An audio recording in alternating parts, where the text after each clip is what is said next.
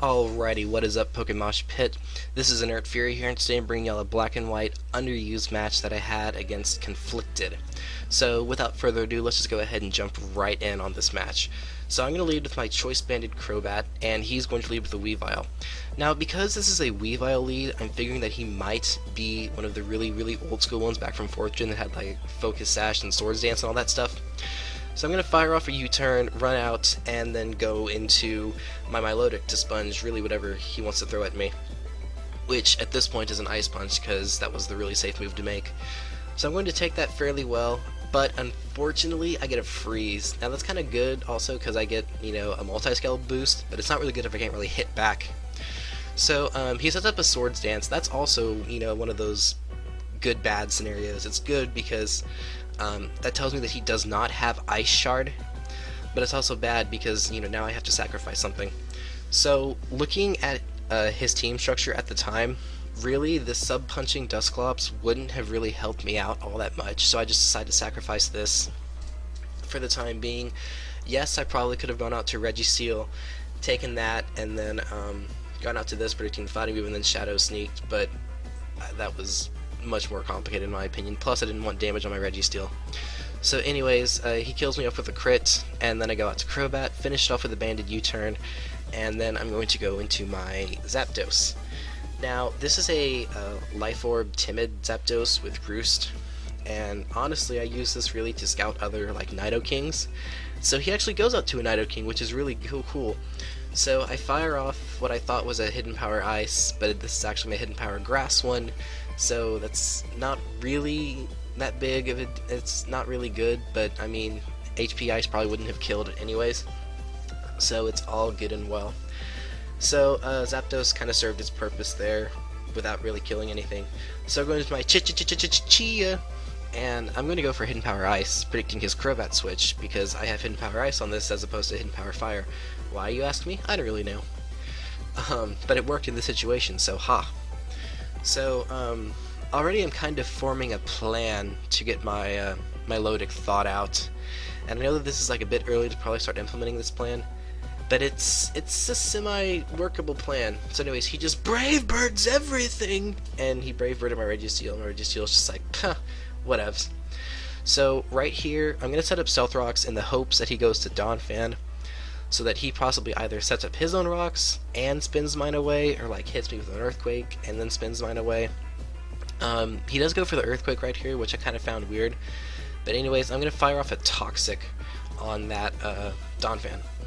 So that's going to help me out here in a little bit. So right here, I know that I want to get a safe switch in onto my Shaman. So I want him to Rapid Spin right here. And so I go into Shaman, and thankfully he does indeed go for the Rapid Spin. So I figure that he might expect me to like overpredict his Crobat switch and go for another Hidden Power Ice, but at this point I think that I can at least kill it off at the moment. So he just fires off an Ice Shard for more residual damage on my Shaman, which is all good and well. And I fire off a Hidden Power Ice, and that knocks it down low enough to where the third turn of Toxic will knock it out. So right here, I want him to go into his Crobat and U-turn. That is like installment 2 or 3 of this plan that I am forming out. So he doesn't need to go into his Crobat, I predict the U-turn, and then I go out to my Registeel. Now what I'm doing with Registeel is I want him to go into his Arcanine, and then start firing off fire moves so that I can get my Milotic thawed out. So he does indeed go out to his Arcanine, and I'm going to predict, I think I predicted the Flare Blast because I figured that was the best thing that he could possibly go for. So I go into my Milotic, and I'm like, come on, hit me with a fire move, and he does go for the Flame Charge. And I wasn't kind of expecting Flame Charge, but I see it could work. So I thaw out, which is absolutely amazing, and I see that he is Life Orbed. So I do have some defense investment. I think I have like 120 EVs in defense, so I'm not really scared of this Wild Charge too much.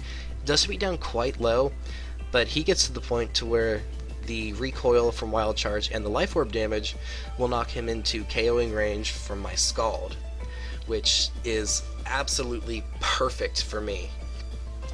So right here he brings in probably the thing that I was honestly scared about facing the most, which was his Sharpedo.